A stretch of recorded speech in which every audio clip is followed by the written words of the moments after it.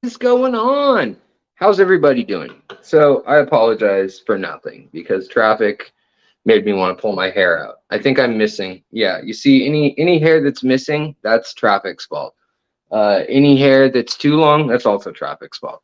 So how's everybody doing? How we doing? I wanted to officially state that this stream is broadcasting while Lucas Bretz is broadcasting. So therefore, if you're here, it means I'm better than him to you and I win. So I just want Lucas to know that. No, really. If you watch on replay, if you didn't know he was streaming and you wanted to go see LRB Aquatics, go. I don't want you here. Uh, if that's your attitude, okay, mister? Or ma'am, or they. So, guys, what's new? I'm having a pretty good day other than traffic. You know, I was in a good mood.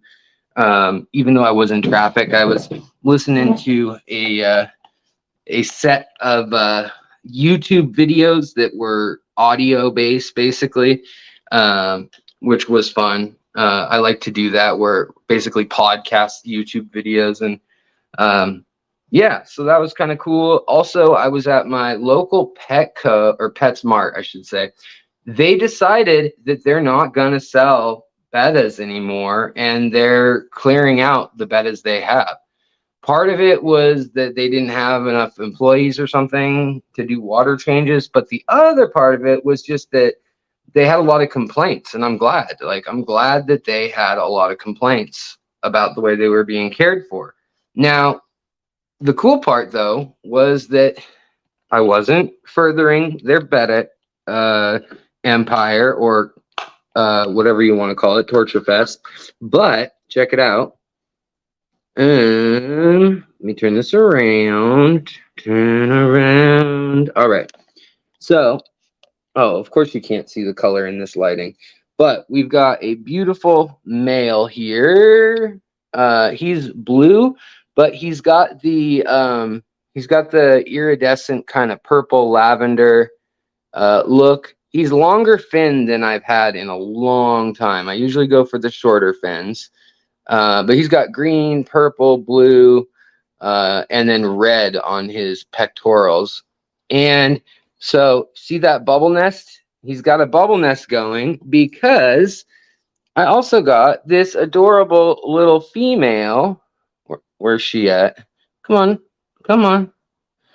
But they were all marked at $3.99 a fish, and these were normally like, oh, don't eat your poo, don't do that. I was just trying to say how cool you were, and then you got to go eat your poo. So I'm gonna get them out of these cups soon, but I wanted to get them to the temperature of the house and all that. It's about 78 degrees today. It's pretty warm in here today, and the fish room's about 80 something, 84 probably. It's a little toasty in there. And I've been out working in the garden, and as well as running errands today. But anyways, $3.99, so it was like $8 for both of them. And I got a male and a female, and they're probably siblings. No, probably not actually, but I'm happy to have them, and I'm going to be switching them into a little tank in the bedroom, or in the fish room, I should say, soon, and we'll be trying to spawn them. But already I'm seeing the bubble nest, which is like right on. The other thing, I'm just going to turn this around quickly, but I cut a giant amount of ivy out of my front yard. That was a probably 6 foot tall bush of ivy that's 32 feet long. So hack that away, and we're going to take it all out. It's English ivy. I want native plants in the yard. And so we're going to do something native instead, and a fence. I'd like to do like willow trees and weave them together. That has nothing to do with fish, but I just thought I'd say that. Oh, LRBs is here. LRB, Lucas. Did my title call you? I actually ended up being so late because of traffic that I don't think I trampled your stream at all, but I wanted to think that I was going to. I hope you're doing well, buddy. Cheers. Here's the Dr. Pepper for you.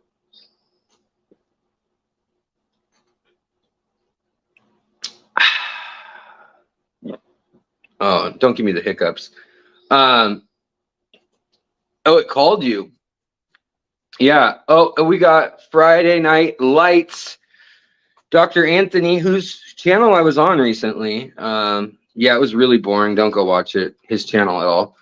No, actually, his channel, The Real Doctor, as he's saying right now, he's got good guests on there a lot on his channel. The Amazon Research Center for Ornamental Fish, the only channel with a longer name than mine. Yeah, it's a good one. So, guys, first thing I wanted to do, because I noticed on the calendar that it's a 1 year exactly. Let me turn this around.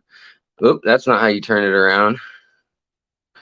Dun, dun, dun, dun, no, no, no, no, no, no, no, no, no, no. Turn it real good. All right. So this is the nothing tank. Sometimes I would put fry in here because it's so tiny. Like, what are you going to do with this? Even with deep substrate, there's some snails in it that I just never grabbed out of there. But it's like my papyrus start jar, and up here is my papyrus tall jar. But these guys, they're gonna go out into the pond finally because they've been in here a year. They've been in here a year and they haven't had. And look, one white cloud still in there that I never could catch. Originally, it was going to be 5 white clouds. It was 2 males, 3 females. And what I did was I put shrimp in there for like 3 weeks first that were all pregnant female Malawa shrimp, had it all densely vegetated. And then this is all substrate. So if you can see, I mean, here's a flashlight. It's taller than the flashlight. The substrate is. And it's all layered. There's iron down here. There's sulfur. There's activated this biochar aquachar. By the way, in the link to my videos, the stuff that I really believe in, I usually put an affiliate link, or I'll contact the company. I'll say, can I schlep your wares on my channel? And because of that, I have an affiliate link with them where I actually do get a cut, but you get 15% off. But this is actually activated charcoal. It's like carbon basically, and molecularly it's like a very fine Swiss cheese. It still has its cellular matrix structure, and then it is fortified with gases and liquid before it is incinerated at like 4,000 degrees without oxygen. So it is an enriched activated charcoal. But what that does is that allows your activated carbon or your activated charcoal and carbon to work at sucking up all sorts of nitrates, nitrites, ammonia, phosphorus, phosphates, different nitrates, nitrites, and then it allows them to, when you incorporate it, if you've had it running in a tank to take out meds and things, you don't want to use it. But if it's fresh and you either soak it in whatever nutrients you want to even enrich things more with, it's just basically way more surface area than even those ceramic beads and stuff like that that you would use for filter media. So it's in here. So is ADA aqua soil. That's those pellets there. Then there's sand. There's silt from my local rivers. And then there's a top layer of fluval stratum and bright well mixed together for buffering. And that just keeps the KH and GH pretty neutral. I have done water top-offs, obviously, in this one. But this is kind of like my video the other day, and this is what sparked it, was that, hey, I need to do an update. And I use mostly plants like Creeping Jenny, Creeping Charlie, Bacopa, as you can see here, the lovely papyrus relative. And then crypts, because crypts grow really slow and they're just going to pull nutrients out of there. Well, then the fish are just eating the baby shrimp that are born all the time, because this thing's chock block full of them. And then it's in the window. There's also a nearite snail in here. And then there are ram's horn snails. Now, one thing that I did notice is that I have never had to clean this thing. And somebody said, who was it? John, I think, from KG Tropical said there's no way that you can have, or no, it was Ben Ochart. Said, I don't care who you are. There's some truths in fish keeping, and one is that you can't keep a fish tank in the window and not have it fill with green water or algae. Well, here I am. And in the window, look at this. This side has no algae, whereas the side that faces the rec room is the one that has cyanobacteria, which is the closest thing to algae you could say it has. But what's interesting is there's a layer where the iron all oxidizes right around here, and then below that there is gas, and I thought it was going to be methane and nitrous oxide because that's what's put off by the archaea that process ammonia and nitrites, but it does not have a sulfurous smell or anything like that. So I think it's oxygen again, or it could be nitrous oxide again. If it's nitrous oxide, then that would mean that we're truly getting archaea breaking down the ammonia that was sequestered in the charcoal after it was a topsoil in another tank for a while. We'll have to go over all that in another time. But yeah, so how's everybody doing? The other thing is, I feel bad. These guys grew so much, even in this jar, which is about 6 gallons, I believe. And I took up obviously like 3 of them or 2.5 of them with that crap and then the wood and stuff. I think 3 gallons is what fit in here. And then these guys grew up and I put them in here because there's no light over here either. There's just the window, and it's mostly been winter. Well, it was all last summer, but then it's mostly been winter and fall recently. So I mean, that could be why maybe by the end of this summer there would have been algae, but it made it a year, and we're getting to the point now where the KH and the GH are climbing up finally, and I think that's why you'd need to do a water change at this point. Also, the shrimp are all hiding. But speaking of shrimp, I want to show you guys a site in the other room because I have another project. So you guys know obviously that you can keep these are Lucas Brett's original Blue Dream line, the world's bluest blue dreams from the Aquatic experience years ago. And they're doing great in this big old tank. It's a 25 gallon. I say big old tank. I mean, there's a little snowball pleco, dwarf pleco in there. And then there's a few Cory, Dora. 1, 2, 3, 4, 5, 6 of them. That's what should be in there. If there's more than that, they're having babies, which does happen in a lot of my tanks. I'll notice, oh, there's more of something.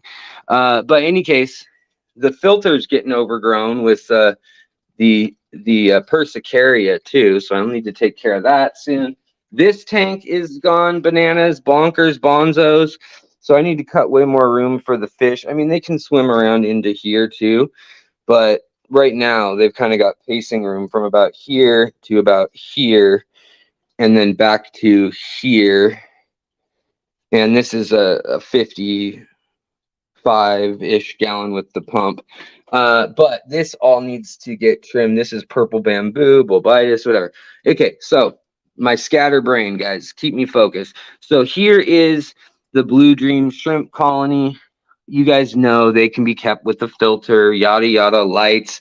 I've been feeding them Shrimp Envy, another product that I believe in. I like their product line because the ingredients are like mulberry, nettle, pea protein, kale, moringa leaves, spinach, dandelion, pollen, alfalfa, wheatgrass, beta glucan, trace minerals, chitin, yeast, and probiotics. I mean, come on. So that's like the stuff shrimp are made of, literally. Like that's what they're made of. Period. So then about a year ago now, a little over it, I showed you guys that you can keep with just a shop light. This thing was $12.99 at Lowe's. No heater, no filter. And I've pulled over over 75 shrimp out of here now. And there are so many babies in here right now. Now, I have noticed planaria has returned, and that is because I put cholla wood from another tank in there. They ate all their other cholla wood, and I think they came in on the cholla wood. But even with me pulling out a bunch of adults, we've got 1, 2, 3, 4, 5, 6, 7, 8, 9, 10, 11, 12 adults in the picture right here. And there's another 1 or 2 back in the corner. And this massive ball of moss, it's fine and all. It's basically a big filter media, right? And neocaridina, it's kind of like, who cares, Alex? You raise neocaridina in a 2.5-gallon tank without a filter. You want a freaking award or a medal? Like, there's not even that many plants in there, right? There's some Malaysian trumpet snails that have been laying freaking eggs, which drives me insane. They're stupid eggs on the rocks. But what does make me very, very excited is that we are now several months and a trip to Florida into keeping tangerine tigers in a completely filterless, and actually it's just sharing a light, an aqua skylight. And not only have I not lost any, I've actually gained some little babies, and we've got some pregnant females finally. It kind of took them a while. Usually caridina do take a while to settle in with babies, but they're also in here with some other ones that Grant EDER sent me. Probably they're the raccoon and the cheetahs caridinas, and there are the Gilbert eye pygmy sunfish. If you see them here, babies that I put in here. Now I put the babies in here when it was just the cheetah and the raccoon shrimp, because I figured, oh, they can eat their babies. I don't really care, whatever. And I do the same with Malawa shrimp a lot too. If I have an abundance of a certain species, I just let over here too. You can see we've got some sort of, well, there's a fight going on between 2 shrimp here. Look at this. They're going at it. Wow, those neocaridinas are, man, they were not happy with each other. But they're in here with these goldfin white clouds, which, by the way, are some of my favorite white clouds I've ever had. They're just beautiful. The yellow fins on them, the orange fins on the bottom, and those are females. Let me get a male in the picture. Come on. Come in. Swim to me, fishies. But yeah, so this still has the shrimp in it. Now this tank also has the parents, the pygmy sunfish, and this is where I put planaria that I find in other tanks if it's just 1 or 2 or something, which generally if there's 1 or 2 there's a bunch, but I'm just saying if I see 1 or 2 I throw them in this tank. And I also throw like excess duckweed in this tank, and the cherry shrimp munch on all of that extra bio waste essentially. So they're in here, but what happened when I went to Florida was some of these guys got a little hungry. Some of these big males with the big flary fins. Look at that fin underneath that one. So all that, I wish he'd come to the front, because all those fins are bright yellow and orange, which I've just never seen quite so pronounced on them before. But yeah, so and guys, I'll get to the chat in just a moment. I just wanted to show you guys that the tangerine tigers are doing so freaking well, and I'm excited because all I've been doing is water top offs. It is Brightwell soil in there. Here's a pregnant one right here, which is great. Yeah, right there. There are 3 pregnant ones that I counted this morning of the tangerine tigers. Now, I started with 17, I believe, from Aquatic Arts. So there's still more than that. And there's like 20 some in there. So I think they gave me actually more than 17, honestly, too. Also, my Medaka, they're supposed to be outside by now. I was really hoping to see if they would start laying eggs in here now that the water or the water and the temperature is warmer and the days are longer and all that. But they haven't started really laying eggs again. And I've had a few lines of Medaka where I just can't seem to get them to have freaking babies. And I don't know what it is, if it's minerality in the water or the way Venus is aligned with Uranus or whatever, but who knows? Um, Also, the licorice gouramis are finally, I mean, they're a year and a half, so they're fully grown. And, or samurai gouramis, not licorice gouramis. Sorry, guys, losing my brain. But beautiful colors have ensued, which is great. Let's see if we can get this one to turn. Come on, turn. Turn. You're so pretty and blue right now. So this one's got like copper and blue and red and burgundy, Ron burgundy. And then we got a little male here. So yeah, and then my big old wild bettas, they're doing good. They're mouth brooders. Not sure, when they'll have babies, but hopefully soon. I think I'm gonna get them into a way bigger tank. They're only in a 2.5 gallon, which was what their quarantine was, and then I just left for Florida. Well, the big news that I have, guys, for the short term right now is that Lucas Fretz is still my friend. No, that's not it. It's that I'm going over to Lawrence Kent's house. That's hard to say. Lawrence Kent. I'm going over to the house of Lawrence Kent tomorrow with all my cameras, with my underwater cameras, and my microphones and extra batteries. If you don't know the story, Lawrence Kent is probably one of the most traveled fish keepers in the world, maybe in history, quite frankly. He works for the Bill and Melinda Gates Foundation, and every week, usually, he's in at least 2 different countries, if not like 3 or 4, doing a little tour. And part of his deal when he got the job was that he gets to go collecting.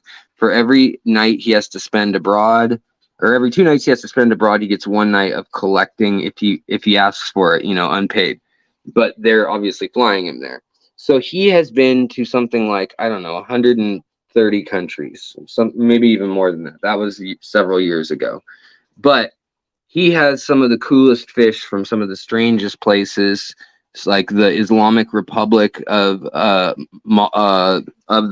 Sahara, which is kind of Chad, kind of its own country, kind of a borderless region. The Niger Delta, Sierra Leone, Gambia, all that kind of stuff, as well as the Rift Lakes, Lake Victoria. Let's see, where else has that guy been? Borneo, Papua New Guinea. Everywhere. The guy's everywhere. And he's just a really nice guy. And he lives in Seattle. And finally, we're going to get a tour of his fish room. And it was going to be that he was going to give us a tour in the past. And that was all fine and dandy. I don't know that anybody recently, anyways, has had a tour on film of his setup. But he has a really, really nice fish room as well. And he has been a little bit, not shy, but just hasn't shown it off. He's not home a lot. When he is home, he's out collecting fish with me half the time or someone locally. But he is having us over as a channel to do an interview. I'm going to try, he's very modest about it, but about talking about when he's been held, like, at gunpoint at borders and not allowed to enter certain countries and just like crazy stories he has. So I'm going to try to get some of those, but also just he has a collection of just fish that nobody has. A lot of them are one of a kind, unknown species. They don't have a Latin name. They don't have a common name. He found them and has submitted them, you know, and everyone's like, I don't know what that is. You were in a weird place that nobody goes to collect fish. So that should be really exciting. And we've gone to cover that house 3 times now. One time we went there, the power went out. Second time we went there, that was 2 years ago. Second time we went there, the internet was terrible. It was too choppy, and we tried to do a live stream, and I didn't know it on my end, but it was unwatchable, pretty much.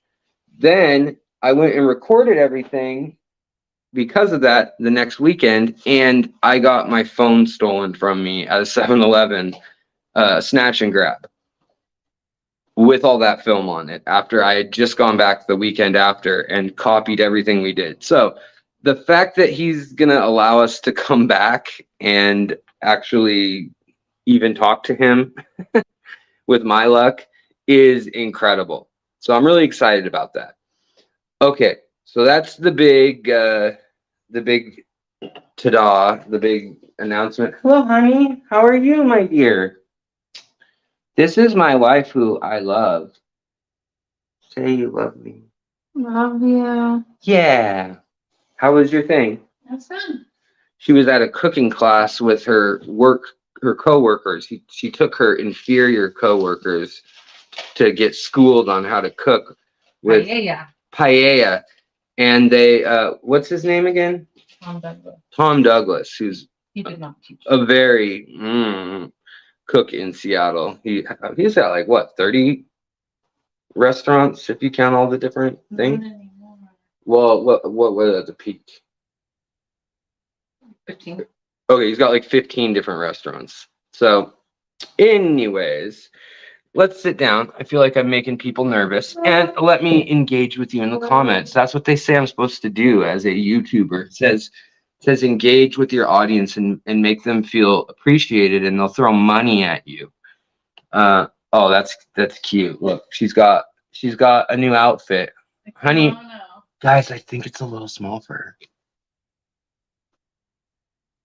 Are you gonna wear it just like that, like with just your head sticking out over it, and then you'll just stand behind the counter and be like, it's a kimono with strawberries. All right. Strawberry kimono. Yeah. Am I the lucky husband that gets food from your cooking class? Yes, it actually has no seafood in it. Hey, I am the lucky husband. Can you believe the Miami Heat is smacking the Celtics? No. Celtics, whatever. You're right. I was right. Women. Anyways, no. So let's see here. Who's in here? I never even said hi to everybody. And I know we have some first timers, so you guys know what we do for initiation, right? Right? I don't. Other than saying welcome, I'm very glad you came to join us.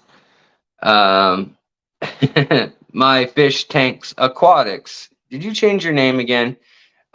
Freaky Fish Lady, Holly, what up?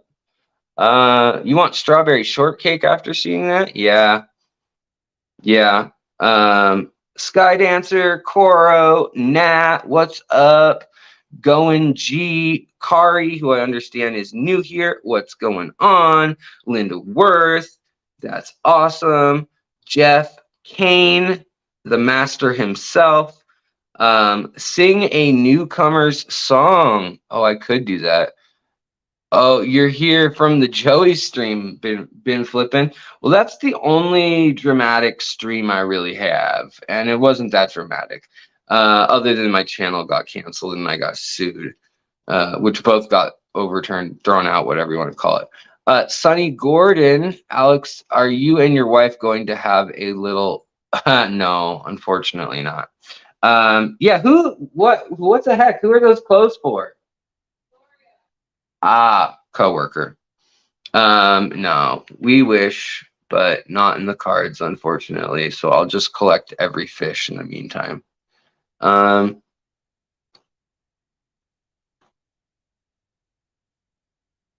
could sing a song. That might be a hard hard initiation if I just made up a freestyle right now.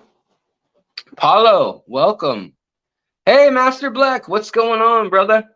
Good to see you also. Shady Grady. Okay, so welcome back to the secret. No, that was bad. That was bad. Let me restart.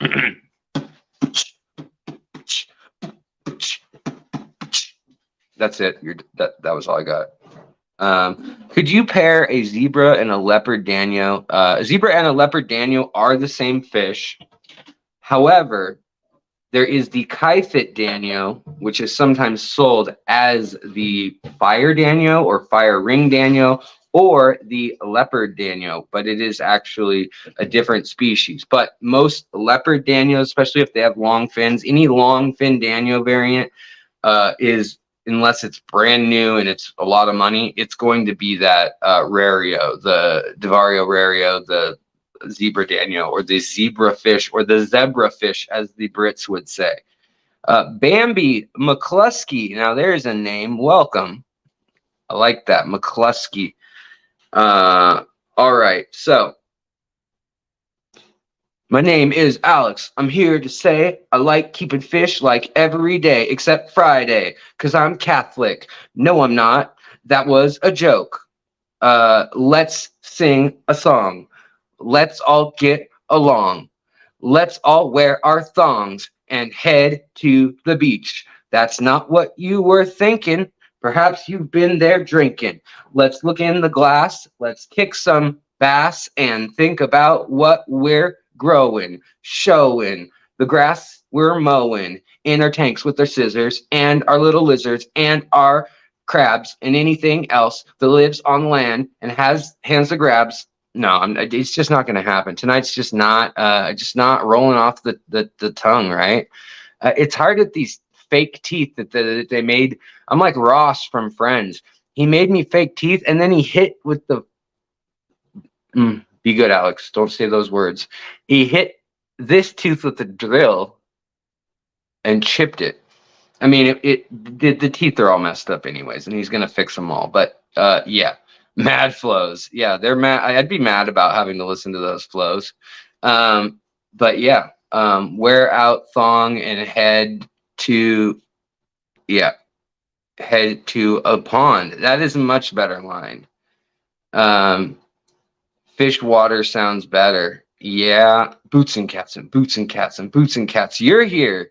Boots and cats. You're the music encourager. Look, I'm even doing the head thing. Ross's teeth glow in the dark. Yeah, mine do too. You just aren't in the dark with me. Discordia, what's going on? All right. Not to disrupt, I got a fish in a cup. I got a pretty betta. His color is like heather. He is kind of blue. Yes, I've got two. One is a female. Yes, it is for real. I am going to make more bettas with these bettas because they're better than a betta fish that I got when I was a kid. Put them in a cup. We'll put them in a bowl. We'll make it really full with the babies from their souls of their parents. They'll be glowing. The fry will be showing. We'll feed them mosquitoes and green water Cheetos every day like junk food. Put them in the mood. We'll play lots of music like Barry White. We'll get some fish. We'll get them to ignite the fish love tonight. And when they are ready, they will consensually marry. And then they'll follow the Christian American doctrine of procedural traditions. So everything's above board. And then they will procreate. Fishes in a cage. Fishes in a cage. Right now they are meeting and he is making bubbles. That means he is ready to get into some trouble because I said he had to get married before he would split all the babies into groups, 2 groups. Guys, I don't know. It's been one of those days where I'm feeling goofy. Yeah. So, what else is going on? How can I help you? What can I do for you? Can I do anything for you? Is there anything I can do? I'm thinking that Florida was awesome. I put out a video today that's really probably it's depressing, it's boring, there aren't that many fish in it. It's 30 minutes long. It's basically a trip to Mexico, which was beautiful, and I should have been vlogging it while I was there so that you would have been in the anticipation I was in.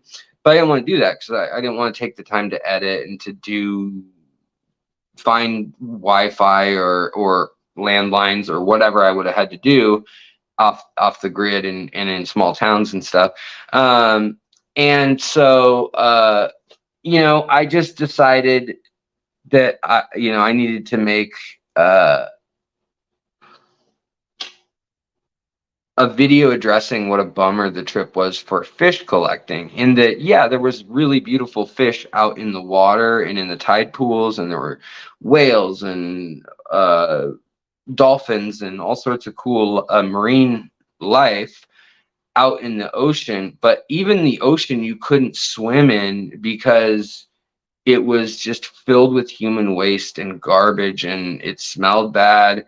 And that's in this small town that wasn't even like, it was an hour and some from Puerto Vallarta already. So yeah, the video is basically me showing how bad the rivers are there. When I went to go find on the Amica, the San Ignacio, the San Francisco, which is also called the San Pancho, the Sayulita, and they go dry there in the dry season when I was there. And there are about 6 or 7 Goodyead species from that region of Mexico and that watershed and a couple rivers.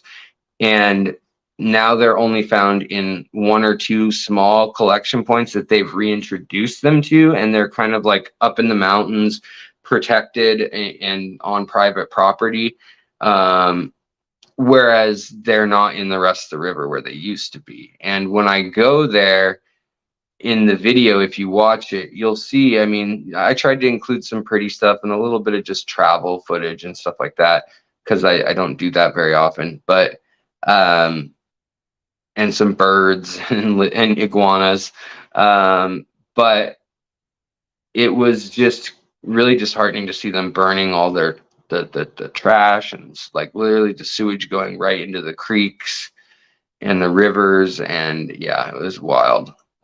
But you can see how a little fish could totally go extinct. Whereas in my head, I'm like, how in this big old river, how do you make it go extinct? Like there's not even city along most of the river. So what's going on?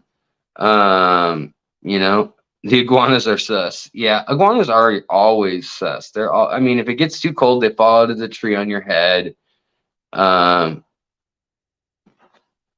Yeah, thanks, Ian. Made you sad, but yeah, it's putting lipstick on a pig. Like, they're trying to make it seem like it's this eco-friendly resort town for hippies, and there's like spirit or chakra alignments and crystal power healing and like yoga, something Kundalini, blah blah blah, all this hippy dippy new age stuff. And then like right behind that, and a lot of it's just Americans down there, or Central Americans catering to Americans hardcore. It feels like LA or something. And then, or San Francisco, and then you see the other side of the bush, or hedge, and there's people living literally in like houses made out of wooden pallets and corrugated aluminum and sheet metal and palm fronds, with like 6 kids that don't have shoes. So yeah, I definitely want to go back to Mexico and go to a different place, but that area in particular is a real desert. That Puerto Vallarta up to the Sea of California, Gulf of California, Sea of Cortez, whatever you want to call it, up through Jalisco and Juarez, or not Juarez, Jalisco and Nayarit. Very, very deserty, except for the mountains come like 3,000 feet out of the water, out of nowhere. And up there, it pushes the fog in the morning up high enough on as it comes onto land that it rains. So you get this kind of rainforest effect right over the coastline, and it kind of rings out the clouds there. But it's still not a ton of rain. But then they get thunderstorms and hurricanes also, which that brings a lot more rain for sure. So, but it was in the dry season. It was very hard to see the river valleys they use as roads, or the river beds, I should say, they use as roads. They would literally be driving. I mean, I was driving in the video up a road, and there's a kid in the video that I put out that was probably 12 or 13, it was probably 5:36 in the morning, whatever it was, early in the morning. And he was burning trash to stay warm, and he was cooking food out of a can, like a canned food of whatever, Chef Boyardee, or some sort of beans or something. And he was all alone, didn't seem to have a family or anything, and he didn't have shoes on or anything, and he was just cooking it on this riverbed where I'm driving, and I'm saying, look, all this trash, look, all this sewage.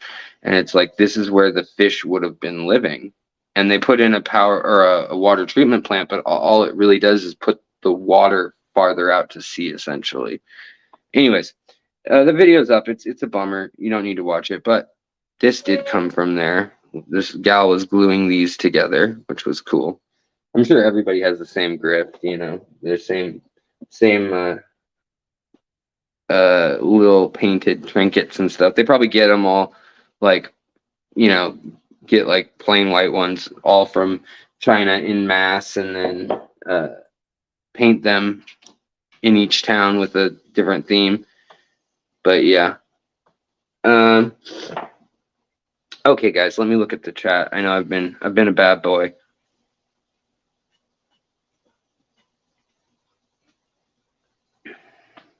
While I do that, though, let's look at something other than me.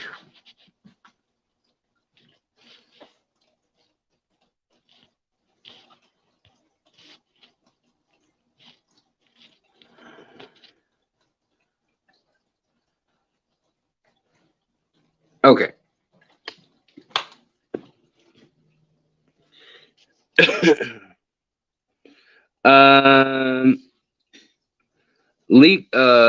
What did you say? Going G said a tractor leaked oil near a creek I used to fish at. I saw thousands of bass, bluegill, even a 4 to 5 pound catfish, all dead. Super sad. So far, there are a few small bluegills back. Yeah, the bluegills will probably come back, then the bass and the catfish. I'm sorry to hear that. That's a bummer. Never heard an iguana compared to a chicken. Their tail tastes like alligator, if you ever had alligator. Very lean meat. Yeah, very chewy meat. I don't think it's very good. I think it's gamey and kind of swampy. Eurogupper, what's up? They eat leaves and fruit. Yes, indeed. The art there is beautiful. I agree. Even like the graffiti is really cool.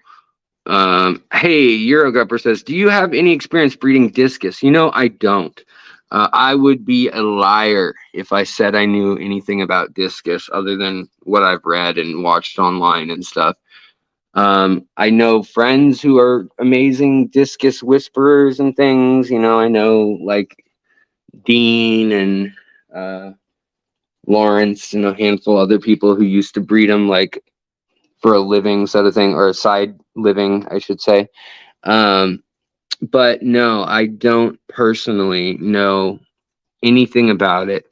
I would love to keep them someday, though. I think they're beautiful. I just haven't had a tank like a 120 or anything where I feel like it would do them the justice that they deserve as such beautiful creatures that get to dinner plate size, Let's see if we can catch. So another thing that I'm thinking of doing, because I want to go collect more fish and bring more videos of more travels to you guys. Look how blue my blue Malawas are getting now. Some of them are getting like navy blue, which is really cool. We've got some new color morphs coming out of the blue line too.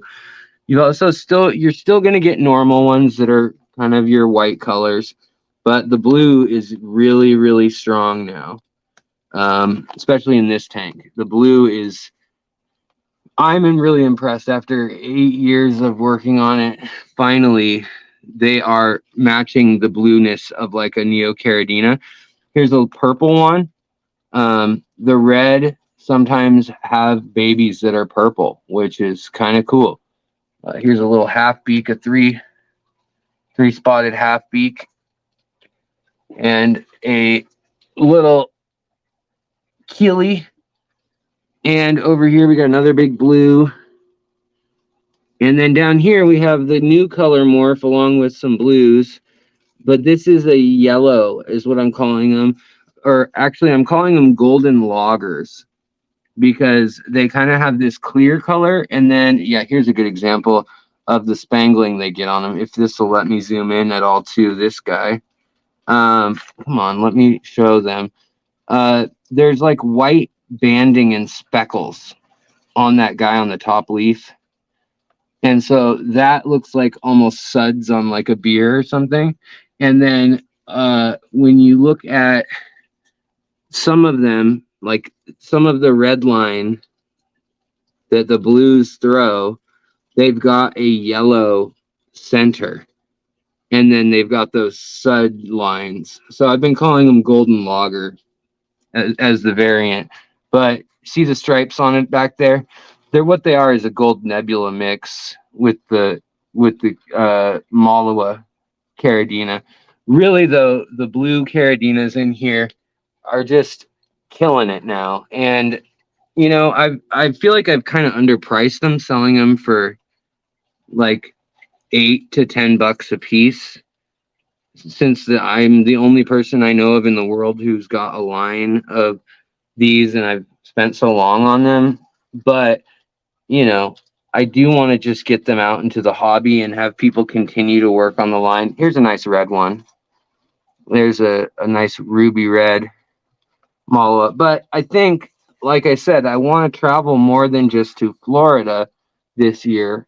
And I think the only way I could afford that is if I sell a bunch of these or something, do a little fundraiser. So yeah, let's see here. Aqua Malik is a discus guy. Yes, Malik. Sorry. Lots of dead aquatic life. Entire ecosystem is gone. Sucks. Yes. Oh, I'm behind. Hold on. Let me catch up. Kari says, is it Carrie or Kari?